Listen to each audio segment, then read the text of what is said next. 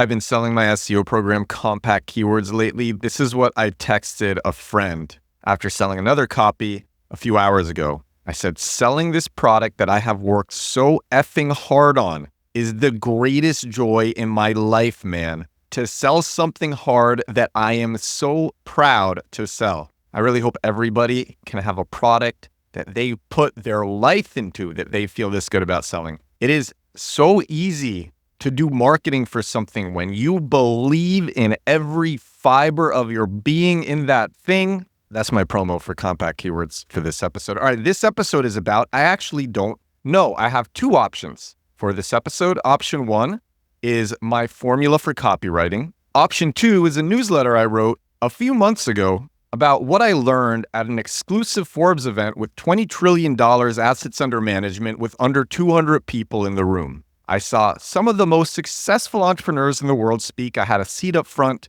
and I wrote out a list of things that I learned. So I have two options for today's episode. Here's what I'm going to do. I have a coin in my hand. If you are listening and not watching, just know I have a coin in my hand and I am going to flip this coin. And if I get heads, I'm going to do copywriting. And if I get tails, I'm going to do the $20 trillion event. I may put the subject of today's episode in the title for the episode, so you might already know, but I am undecided if I will do that. I'm going to flip this coin now. And it is tails. Oh, it is tails. We got the $20 trillion event. All right. If you wanted copywriting, I'll do copywriting tomorrow or in a few days. So I wrote this on July 28th for my newsletter. The article is called Lessons from Ryan Reynolds, and I'm going to tell it not in the order that I wrote it, but I do got to give the introduction. The introduction is, I attended the Forbes Iconoclast Summit in Lower Manhattan. Funny enough, Forbes is having a major creator event in Los Angeles for the next couple of days, and I was invited, and I decided to stay in Europe, and my friends are sending me video from the event that I am not at, and I'm feeling so much FOMO. Terrible, while I'm living a brilliant life out here in Europe. But I did go to this one in Lower Manhattan, the Forbes Iconoclast Summit. There was over $20 trillion in assets under management in the room and only 200 attendees. $20 trillion assets under management, only 200 attendees. It was largely a finance event, finance and business. I went the year before as well, and I saw Ray Dalio speak. There were a lot of great guests. This year, I still have a huge backlog of videos to make from this event. So before I share three of the things that I learned, I'm going to give the TLDR, the too long didn't read, of what I'm about to share. So this is why you know what's coming. Number one is use storytelling in your marketing. That's a good lesson from Ryan Reynolds. Number two is predictive analysis AI is hyper useful for making money. Generative AI, hyper useful for getting engagement. Number three, another one from Ryan Reynolds. I'll combine this when I talk about Ryan Reynolds. It's capitalize off trending events to get more visibility, engagement, and word of mouth. And I love that lesson. I did that recently when I talked about the SEO for P. Diddy's website. That is episode 477 of this podcast. P. Diddy had a huge spike in his SEO during the time of the scandal, the exact time. And I made a podcast about that and a video, and both did well. Then my favorite lesson, think long-term, ridiculously, obnoxiously long-term. Paradoxically, it's the best way to get short-term success. The person who just bought Compact Keywords, my SEO program, compactkeywords.com, the guy who just bought it a few hours ago, he had messaged me to buy it weeks ago. And things take time. People take time to convert. Things take time. People need to be reminded of something again and again and again and again and again. And everybody overestimates what they can do in a short amount of time, and they underestimate what they can do in a long amount of time. And that was actually my favorite lesson from the event. But let's jump into the specific lessons. I'm not going to start with Ryan Reynolds. I'm going to start with AI. I'm going to start with John Gray. John Gray is the president of Blackstone. Blackstone, not to be confused with BlackRock. Blackstone is a private equity firm with over $1 trillion assets under management. A hot topic at the Forbes Iconoclast Summit and everywhere else is AI. Every speaker at the event was asked about AI. And I thought John Gray had an interesting response. And this is what John Gray said. John Gray said, If you think about AI, the physical manifestation of it is the data center. We as in Blackstone own across our portfolio companies, either existing or under construction, $50 billion worth of data centers, and we have another $50 billion of data centers in various stages of development. This is driven by the demand from major tech companies. We did a big $7.5 billion loan for a data center cloud company. We're trying to find all these derivative plays. At our portfolio companies, we've been using predictive AI, which is basically numbers in, numbers out for a long time. We have a large data scientist team with 50 plus people who help companies think about pricing and staffing and so forth. So before I continue, basically predictive AI, which has been around for a long time and has been used to make money for a long time, algorithms to predict the future so that you can make better business and finance decisions. But this is the really surprising part. So predictive AI, great for making money. But then John Gray said, we, like everybody else, are trying to figure out how to use generative AI, how to use the images, the sounds. We own a company, Ancestry, the family history business. Imagine typing in your name, not just seeing a two-dimensional thing, but some sort of movie created. Sound, the newspapers of that day, the whole thing pulled together quickly. Think about the tools for software and other media businesses. I would say for us, like everybody, we're moving quickly to figure it out, but there's a long way to go. The predictive stuff, predictive AI was much easier. We're trying to make the use case across our companies with generative AI. So he said, generative AI, great for engagement. Predictive AI, great for just straightforward making money. ChatGPT, sort of predictive AI. It's predictive AI with text. It's not really predictive AI with numbers. I mean, ChatGPT 4 can't even tell you how many R's are in the word strawberry. The new ChatGPT can, but it doesn't do a good job with a lot of other things. I think generative AI is great for getting engagement, but I do think too many creators and entrepreneurs put out really bad AI images and AI text where it's just obviously generated with AI. Now, if you're doing that to make a joke, it's funny, you know, if you're generating an image and it looks like AI and then you're animating it with Kling and it still looks like AI, but it's like the Will Smith eating spaghetti videos. Those were funny. Clearly AI, those were funny though. But if you're actually trying to use generative AI to make something serious, and I think a lot of people are, a lot of entrepreneurs and creators are, then it's worth the extra rolls. It's worth the extra attempts to get something that looks real. I actually use generative AI in pretty much all the thumbnails for this podcast. I use it in one way or another. I don't think you can really tell. Maybe with 1 or 2 or 3 images, sure. But most of the time you can't tell. And I'm very adamant that you don't want people to tell that it is AI. That was one of the things that I was going to talk about in the copywriting episode. Don't use AI text. Too many people just make really bad AI images, AI text, AI audio. So that's my take. I also thought John Gray's perspective was great because it is rare to hear the ideas and the thoughts and the insights from somebody who literally manages over $1 trillion and hundreds of billions of dollars worth of AI data centers. Like, this guy has a serious perspective on AI. He manages hundreds of billions of dollars worth of AI data centers and over $1 trillion assets under management. So that's the first one. Second one, we got Ryan Reynolds.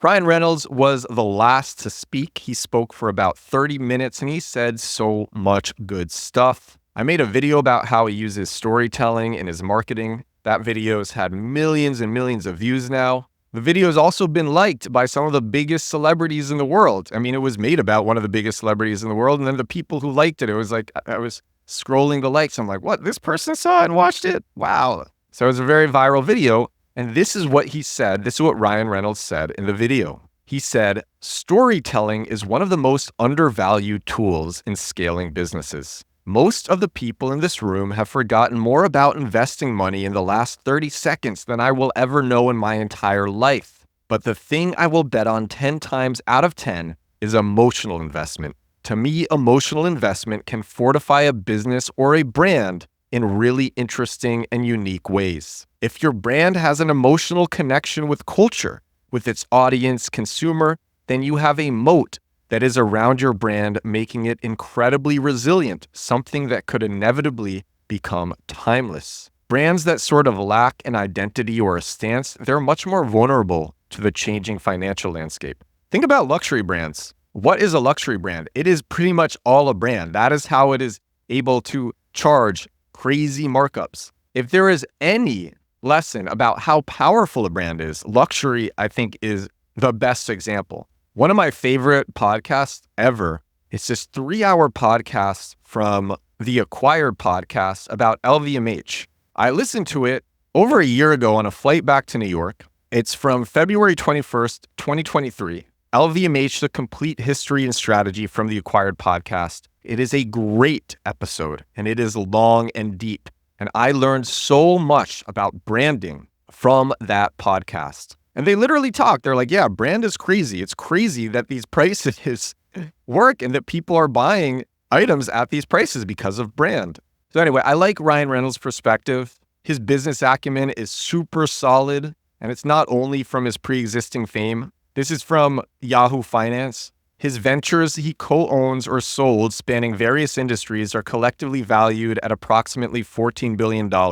His portfolio includes an F1 team, a football club, an alcohol brand, a wireless provider, and an advertising agency. And actually, he talks about another advertising theory. So this is something that Ryan Holiday, the author of the book Trust Me, I'm Lying, calls newsjacking, and it's a very reliable strategy for getting attention. Ryan Reynolds calls newsjacking fastvertising. This is what he said at the Forbes Iconoclast Summit. He said, if you can create something that speaks to a cultural moment, which is something we call fastvertising at my marketing company, the talk around the proverbial digital water cooler might be whatever happened in the news 2 days ago, but if you can hijack that moment with your brand, suddenly your brand becomes the digital water cooler conversation. You want people to share your story. In order for them to share the story of your brand, they want to feel like they have some authorship. It really is a unique way to judo that energy.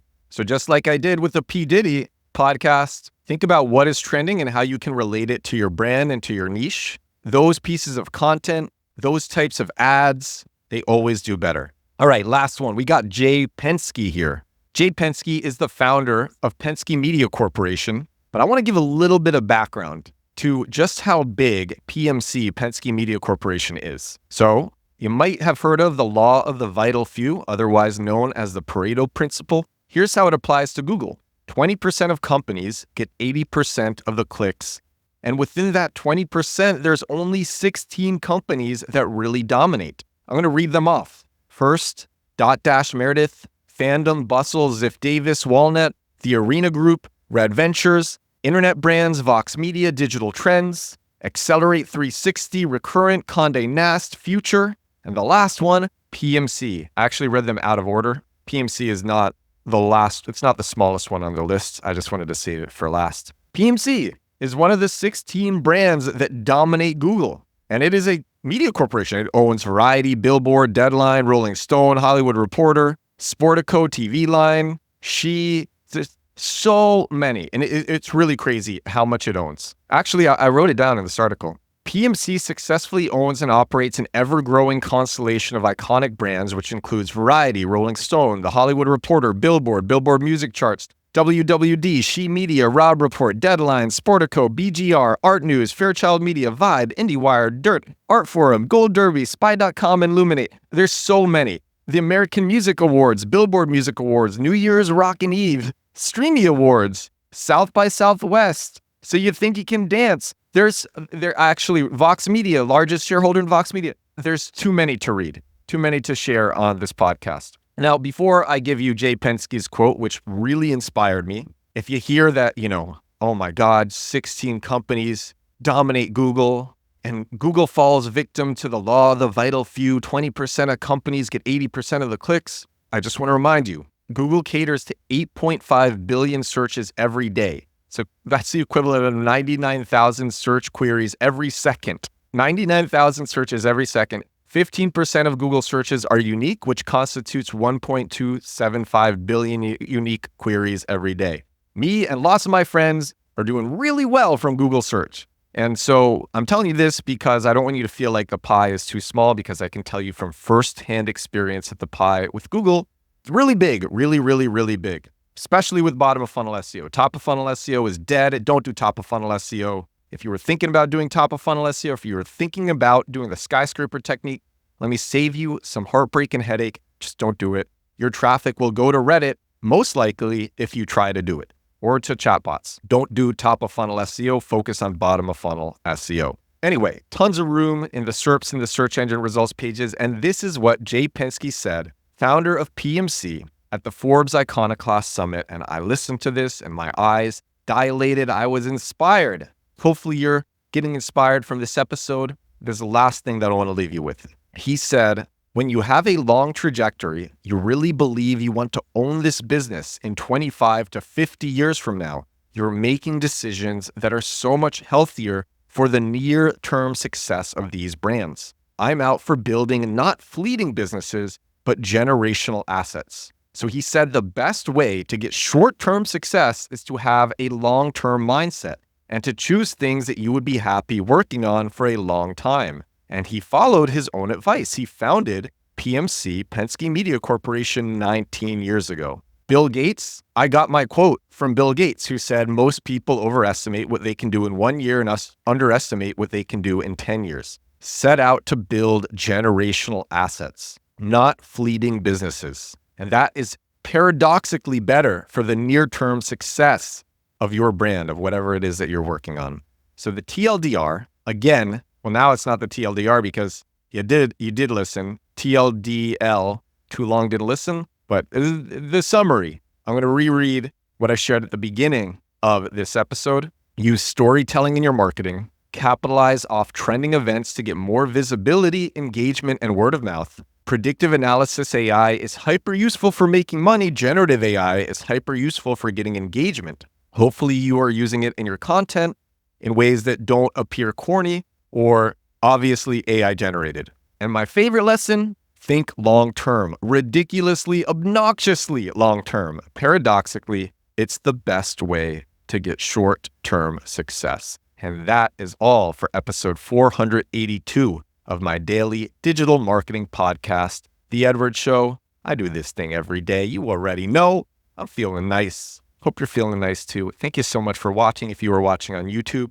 thank you so much for listening. If you were listening on Spotify or Apple Podcasts, I will talk to you again. When am I going to talk to you again? I will talk to you again tomorrow. Bye now.